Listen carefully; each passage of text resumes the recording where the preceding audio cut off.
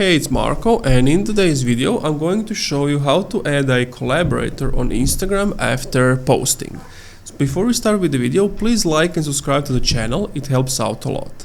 So let's open up Instagram, and once you have opened up Instagram, let's say we want to make a post. So let's just create a post, click on next, okay.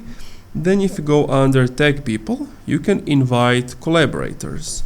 Now you can invite whoever you want, for example, but this is before posting it. So if we go, let's just go back and discard everything here.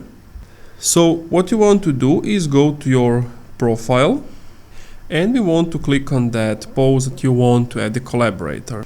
You can click on the three dots and then click on edit, and then you can tag people. Now it's not necessarily adding a collaborator, but what that person can do is come to your post, download the same image, or you can send them the same image, and before posting they can add you as a collaborator, and that's it. Thank you for watching this video. If you enjoyed, leave a like, comment, subscribe. If you see having some issues, let me know in the comments down below and I'll do my best to help you out.